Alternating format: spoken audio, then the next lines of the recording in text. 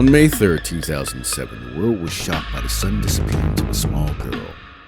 It was supposed to be a peaceful family holiday in Portugal, but it quickly turned into a parent's worst nightmare. 3-year-old Madeleine McCann vanished without a trace from her bed, leaving her parents frantically searching for her in a race against time. What really happened to Madeleine that fateful evening?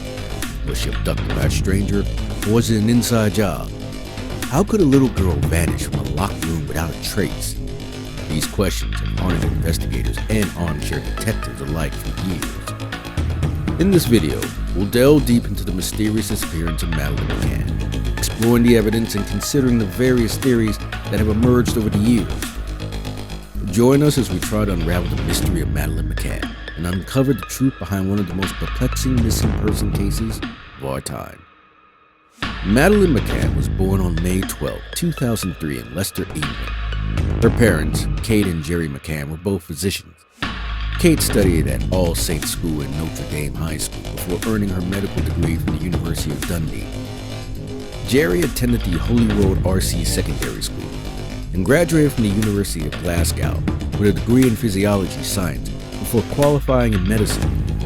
Kate and Jerry McCann met in 1993 in Glasgow and got married in 1998. They had 3 children together. Madeleine had 2 younger siblings, twins Sean and Amelie, who were born in 2005. Madeleine was the first child of Kate and Jerry McCann. She was a happy, lively, and inquisitive child with a strong personality. She had blonde hair and blue-green eyes and was known to be very active and adventurous. But in 2007, a tragedy struck the happy family and changed their lives completely. In May of 2007, the McCann family was ready for some much-needed rest and relaxation. So they traveled to Portugal with all 3 of their children and a group of family friends, making a total of 9 adults and 8 children.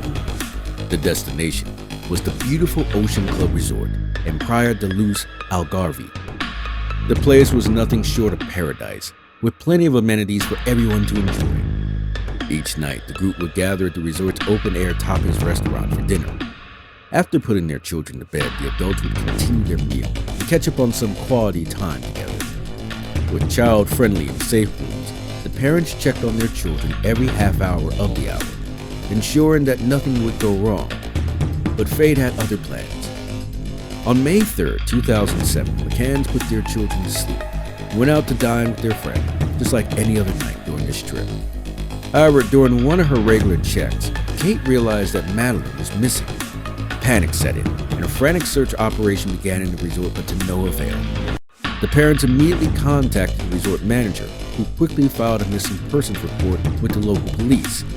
Within 15 minutes, the resort initiated its missing child search protocol, and 60 staff members, along with the parents and their friends, searched for more than 6 hours until 4:30 in the morning. The following days were filled with an intense search for Madeleine, with the world watching and praying for her safe return. Local police and authorities joined in the efforts, but the search yielded no clues. The search for Madeleine continued with full force the next day. 2 local police officers arrived at the resort within minutes of the report, and they were soon joined by the criminal police, bringing along with them 2 search dogs. The search party grew more intense by the hour, with more police and 4 more search dogs joining in the effort. But unfortunately, several mistakes were made in the initial investigation.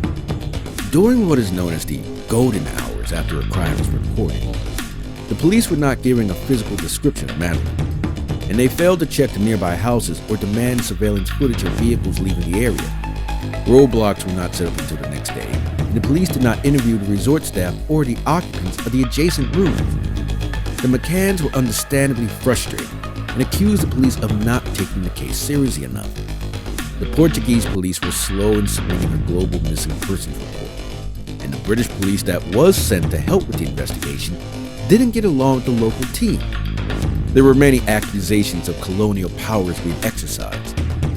The case took a bizarre turn when DNA from an unknown person was found in the room where Madeleine had slept the night she disappeared. However, it was discovered that nearly 20 people had entered the room after the incident, making it impossible for the forensics team to determine the origin of the DNA sample. After the investigation dragged on, tensions between the McCanns and the police continued to rise. The case became more complicated by the day, with no positive results in sight. It was a heartbreaking and frustrating situation for the family who just wanted their little girl back.